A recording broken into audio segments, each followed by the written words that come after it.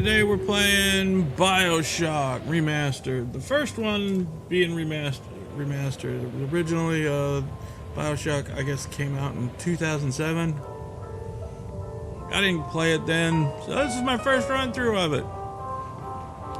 Looks like it's a kind of a story-driven game, so it'll be fun. Hope you enjoy, and I thank you for watching. I appreciate it.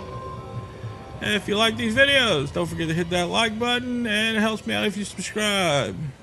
And let's start Bioshock.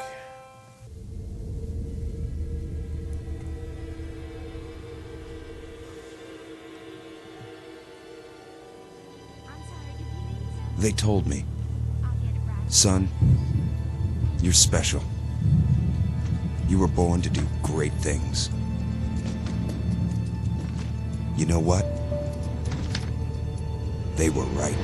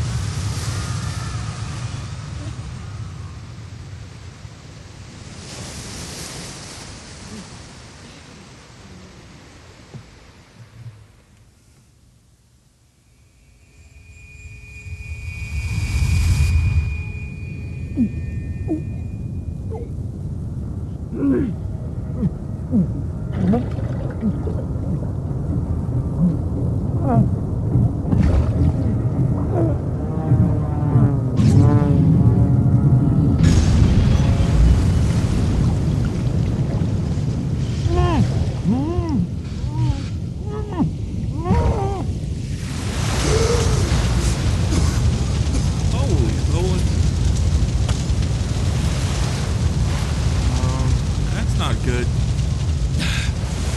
Where do I go?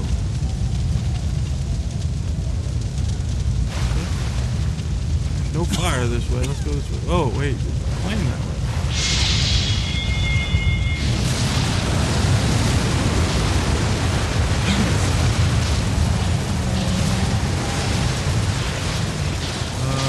That's not good. Go to the lighthouse.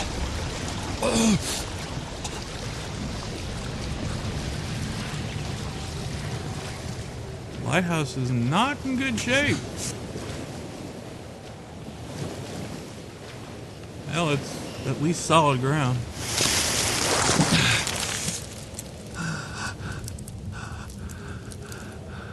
Holy moly. Well, our guy survived the plane crash, apparently.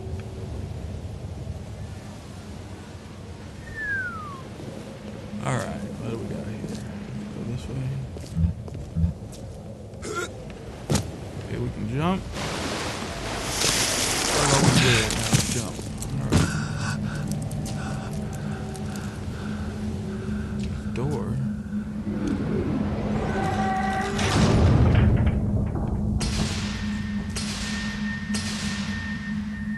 A quote from Andrew Rhyme.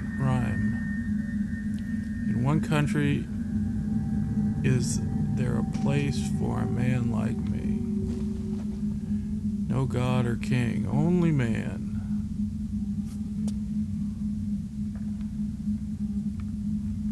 Alright, well, that's an interesting start. Guess we follow the light.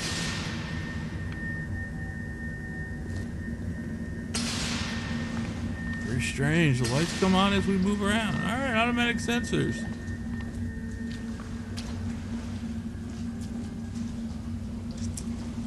Alright, in we go.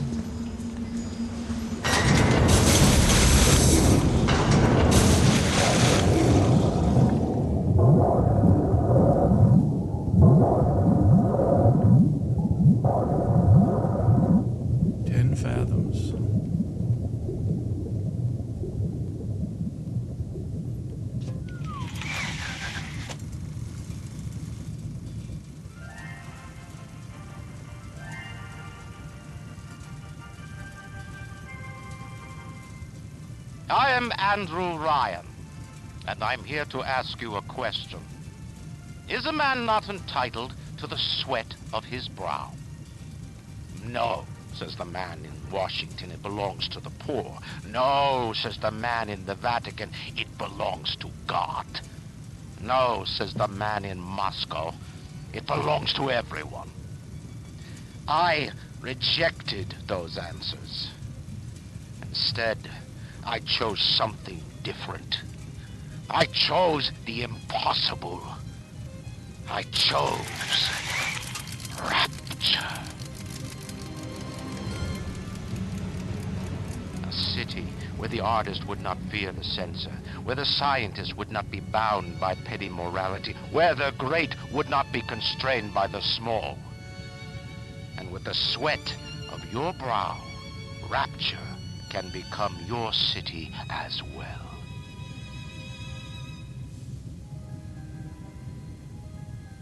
What is that?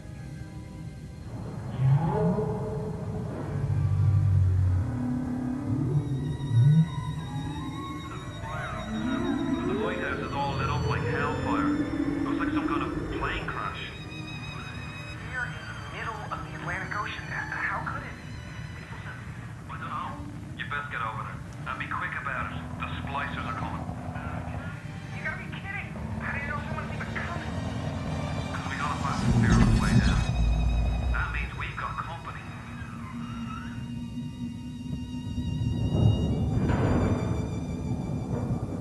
Yeah, this looks like a nice town. Just one more minute. The spear's coming up now. Johnny, security's banging off all over. Get a move on.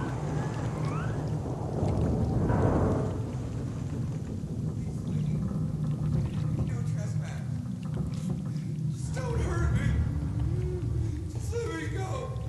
Just give me my gun. What the?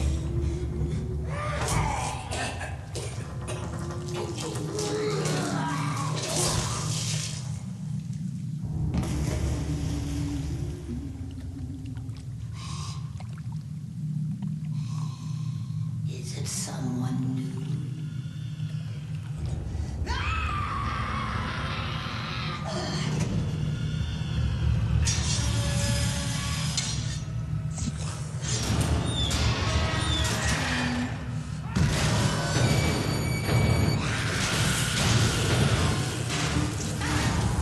Heck yeah.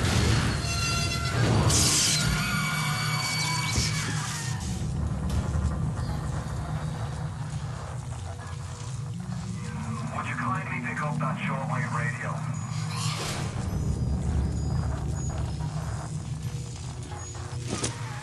I don't know how you survived that plane crash, but I've never been one to question Providence.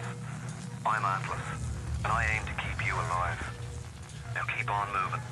We're gonna have to get you to higher ground. Take a deep breath and step out of the bathysphere. I won't leave you twisting in the wind. We're gonna need to draw her out of hiding, but you're gonna have to trust me.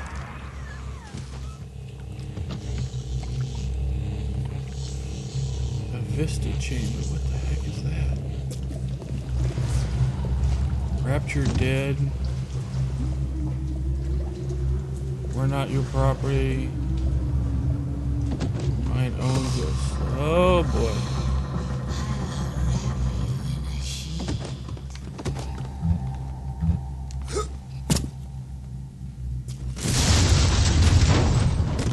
What the? Just a bit further. How do you like that, mister? Yeah, get him. Now, would you kindly find a crowbar or something? Bloody splicer sealed Johnny in before they... Goddamn splicers. Crowbar. Well, more of a wrench.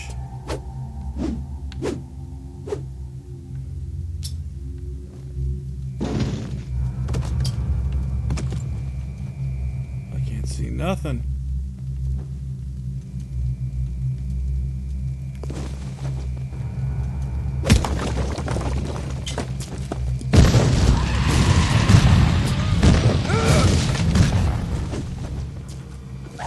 Don't fucking jump! touch me!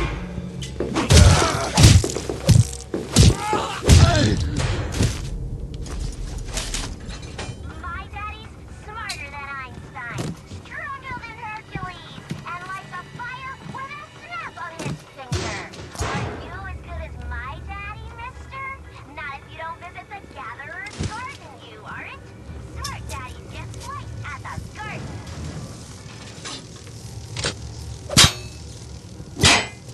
Let me out of here. Alright, where we go? Looks like we gotta go up.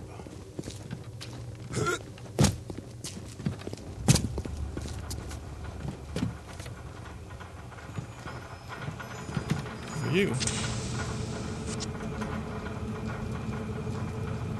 Just, yeah, randomly shoot yourself up.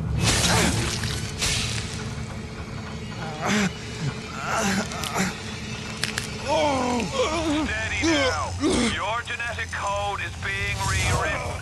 Just hold on and everything will be fine.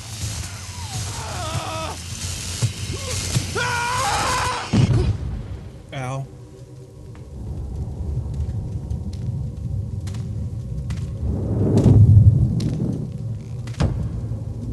This little fish looks like he just had his cherry popped. Wonder if he's still got some Adam on him.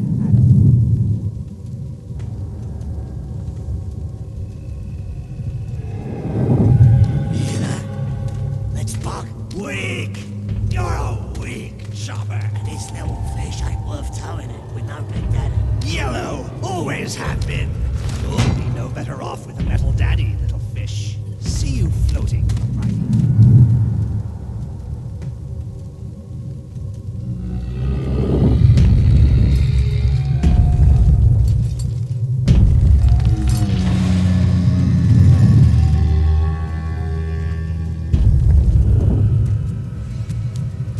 Look, Mr. Bubbles, it's an angel. I can see light coming from his belly. Wait a minute, he's still breathing. It's all right. I know he'll be an angel soon.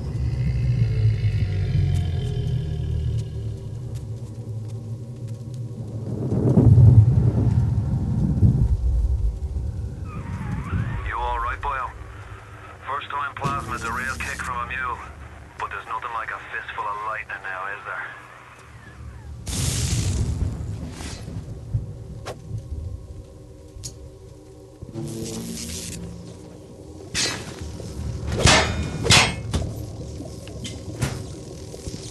Okay, so we can control with the plasma. You shoot the door. Hey, electric shock door. What the? No! Plane strikes again.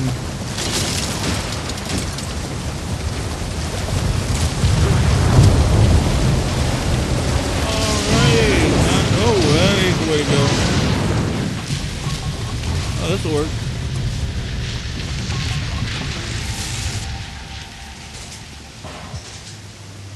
Airlock archive. What the heck? Ah, what are you? Pick that up. It's the chamber. I don't know what that is. Break it. What is this? If you are killed by a hostile deviant of the Rapture, you will revive live in a whole at the last Vista chamber you pass. Some of your health will be restored, and you will always have at least a small amount of Eve. Oh, these are save points, I guess. Ish. 5 points, I guess. Guess I shouldn't break it, huh? Whoa! Splicer! Give the combo! Nabs, then whack 'em. 1-2 punch! Remember, the 1-2 punch! Alright, that worked. 1-2 punch. Hey! Quit shooting yourself up. It's a drug, man.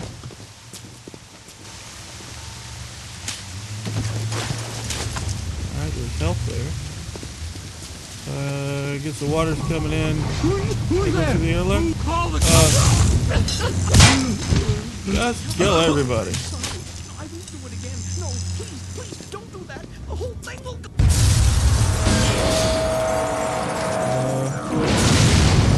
What the? I can control myself. I can.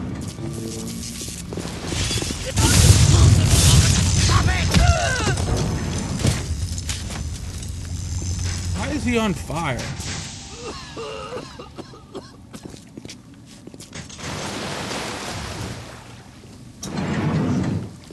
Okay, that's why he's on fire.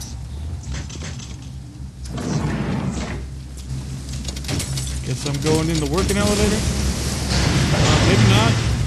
Wait a minute, there's water coming in. Listen, I've got a family. I need to get them out of here. But the splicers have cut me off from them. If you can reach them in Neptune's bounty, then maybe, just maybe... I know you must feel like the unluckiest man in the world right now.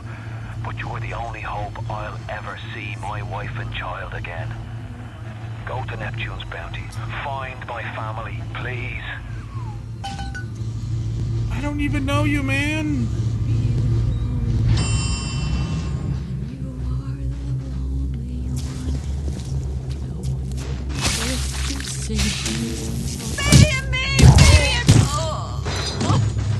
Well, baby's a gun. Changed everything. They destroyed our bodies, our minds. We couldn't handle it. Best friends butchering one another. Babies strangled in cribs. The whole city went to hell. Happy New Year 1959, huh? How long has this place been, damaged? And why was I flying to it if it was like this?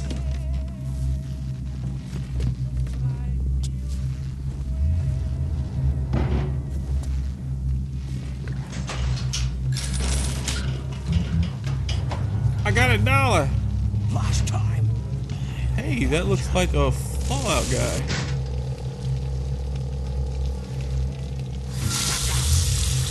That's red. I'm not using that water. Well, who knew a hole in the wall would be in the bathroom? Careful now. Would you kindly lower that weapon for a minute? What is she doing down there? Last time. She's stabbing it You with a think pair of that's a scissors? child down there? Don't be fooled. She's a little sister now. Somebody went and turned a sweet baby girl into a monster. Whatever you thought about right and wrong on the surface, well, that don't count for much down in Rapture. Those little sisters, they carry Adam, the genetic material that keeps the wheels of Rapture turning.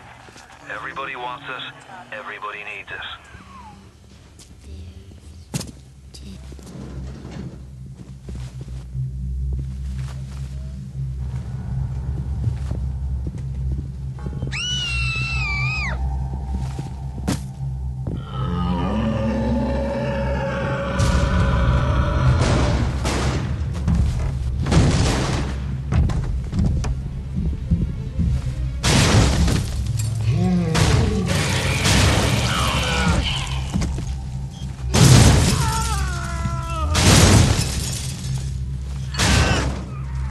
That's the big daddy. She gathers Adam, he keeps her safe.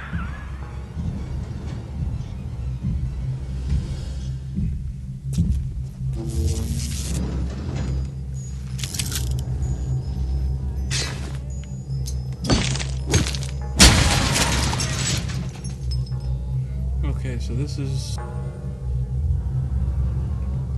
It says save, I save.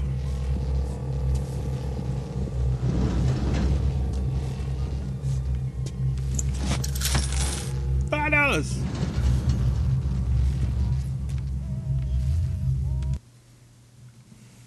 You've unlocked an episode of the director's commentary.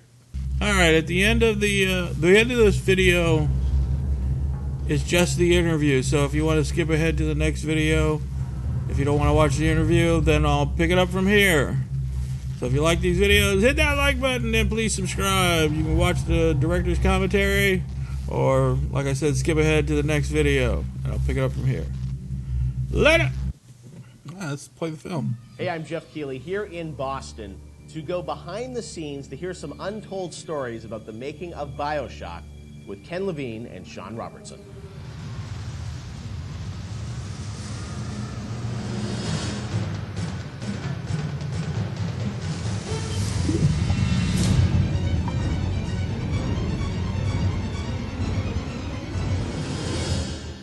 Let's talk a bit about the theme and setting of Bioshock Rapture.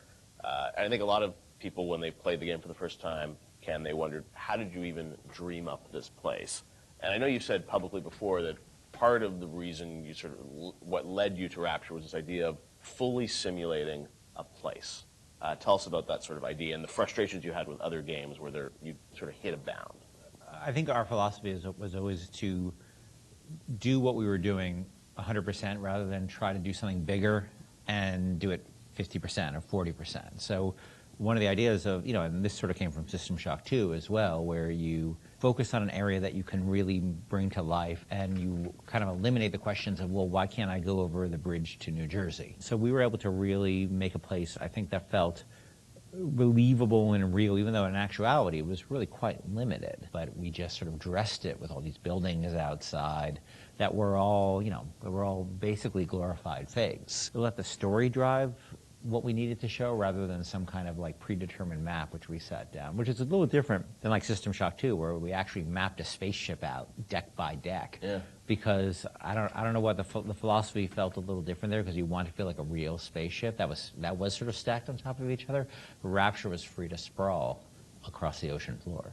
Although you guys originally, Sean, were talking about doing this game on a sort of spaceship again, right? Yeah, when we first started talking about what the spiritual successor to System Shock 2 was going to be, spaceship came up, but again, we wanted a limited environment, and we didn't necessarily want to do spaceship again. And our first actual exploration of this space was underwater, but ultimately ended up looking like a spaceship. It just happened to have a couple of seaweed fronds outside. And that started to push us towards what artistic statement that we wanted to make this look different, and what rules we were going to set for the world. How at every turn we were going to try to remind the player that they were in fact underwater and that this wasn't a spaceship. And how, like, underwater, we obviously know you did underwater, then sitting in the sky, like where did you come with the idea of like doing this underwater? I think there was probably a conversation. It's like, well, what kind of places could be cut off from other places? Yeah. Like, well, spaceship, summer camp, any island notion, right? Something that's cut off from the rest of the world. Yeah. So you never felt like you should be able to go over that bridge to New Jersey. I don't want to apply some deep and meaningful conversation. I think it was one of those ideas that you just kind of say, and then everybody's, that sounds cool. Let's try that. Let's go for it. And I think it lended itself to having very nice views out the window without having to build an insane amount of unique assets. Right. By today's standards, we still were a small team back then. And there's an expectation that because you're underwater, the view distances are going to be short, so you can really kind of fade out into the fog at a short distance and not have the expectation that, why can't I see forever? So there's a lot of limitations in a good way that we put on ourselves by being underwater, as opposed to, like, if you're on a cruise ship, then you'd expect to see across the water, and we'd have to deal with that. Same thing with an island. Or in a city in the sky. Yeah, exactly. Which was a lot more complicated, yeah. So you came up with the idea of, let's do this underwater, let's do this sort of isolated place. Then you had to answer the question of, why would someone build this? Is that sort of how it worked, sort of order of operations? You then had to come up with a story to explain? Yeah, I think we wanted a very believable reason why they'd be there. Right. And sort of the necessary isolation of the place sort of led to, well, what kind of person would want to do this? And I wasn't even particularly aware of the sort of political implications of what I was reading, but I've been reading, I had read The Fountainhead. Right.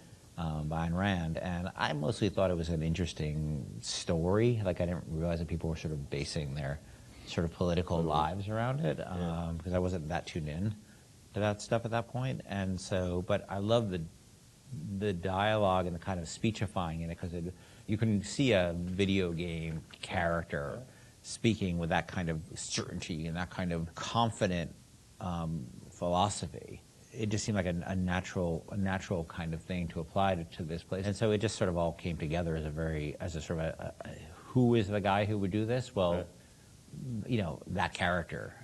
He was sort of this amalgamation of characters from Ayn Rand's books and Ayn Rand herself. This sort of idealistic person who says, well, the only way to do this is to separate from the rest of the world. And that led to Andrew Ryan. I am Andrew Ryan, and I'm here to ask you a question. Is a man not entitled to the sweat of his brow? No, says the man in Washington, it belongs to the poor. No, says the man in the Vatican, it belongs to God. No, says the man in Moscow, it belongs to everyone. We knew from a technical standpoint that we wanted isolation. We also knew to sell it, we needed a compelling storyline, a backstory that why would this place exist? Otherwise, how are we going to make Rapture feel like it's lived in if we don't have the reason for it to be there? So once we decided on the underwater location and then the closed off spaces, that objectivist story kind of came in and made the art stronger and made the level design stronger because we could feed back into that loop. And I think that's why we had to have sort of Andrew Ryan's pitch right at the beginning of the game. We wanted people to understand why somebody would go there. And so he makes this very personal one-to-one pitch to the gamer, but also that was the pitch you make to people, which was, you know, there's a place that you can be free of all these things, where you could not be sort of put upon by the government and not be afraid of nuclear war and not be afraid of all these other things that will plague you on the surface. We wanted that pitch to sort of resonate and make sense, because that's, otherwise by the time you got there you'd be like, well, this place is just fantasy, nobody would ever come here. And that the beauty of the place also was also tied into that. It had to be a very attractive proposition, or people who would believe that people would go leave their lives and go to the bottom of the ocean. I'm sure in some ways you had to convince the team and enroll them in your sort of vision of, you know, who this character was going to be and what the setting was going to be. How did that work, Sean? I mean, did Ken come in and say, hey, I've been reading these books, and I think we could sort of... I believe he just came in one day on a horse and said, Ayn Rand, everybody read The Fountainhead. Exactly. I bought 30 copies of it.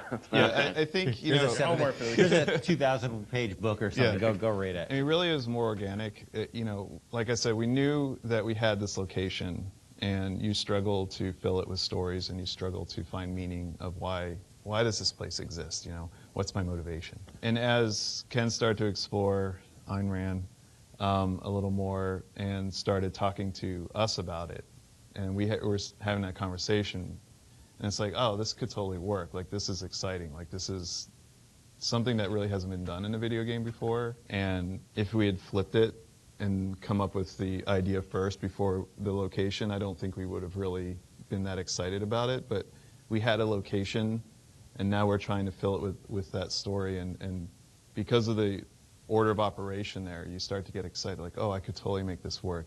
This is going to really make it feel like a lived-in space. You know, as you think of sort of the, you know, the setting, and you think of maybe a character or something, was there a moment that you think back, it's like, oh, like right then and there, like I got excited when you attached the Ayn Rand For me, stuff it was going to Rockefeller Center and seeing the visual.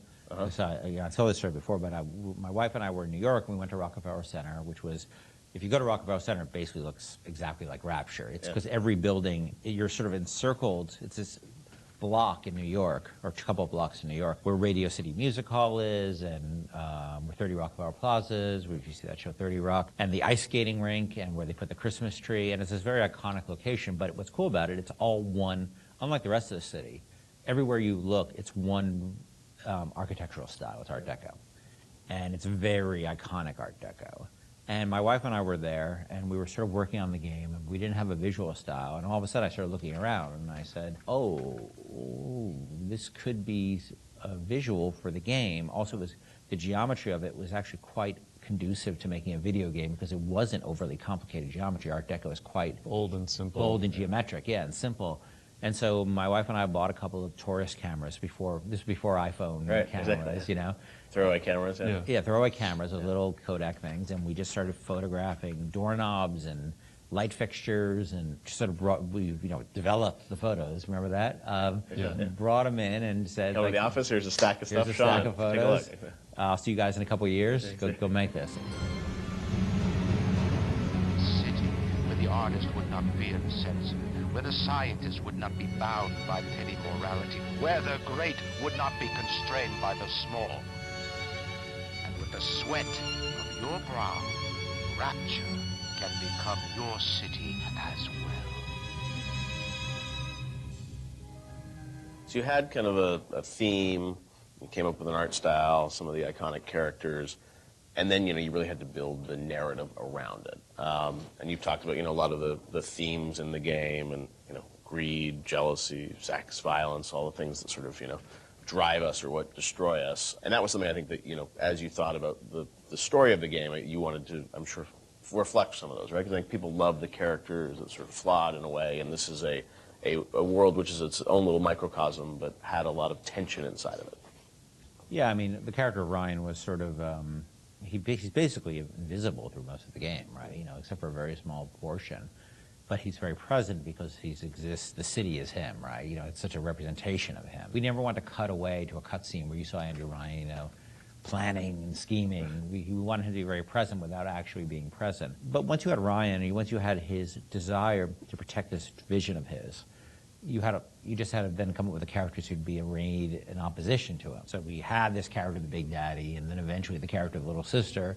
And so characters like Tenenbaum came along, like, here's a person who's in opposition to him for this reason. And then you have, for more noble reasons. And then you have a character like Atlas, who's much more cynical opposition. Once we had all those characters arrayed, we're like, well, who are you? And, you ended up being a sort of, a pawn in the middle of all this opposition to Ryan. We just kept sort of homing in on that theme and making sure that you weren't, eventually figuring out that you couldn't just be here by an accident, that you're an integral part of this story, even though you don't know you're an integral part of this story. You think you're just there by happenstance. Look, Mr. Bubbles, it's an angel. I can see light coming from his belly. Wait a minute, he's still breathing. It's all right. I know he'll be an angel.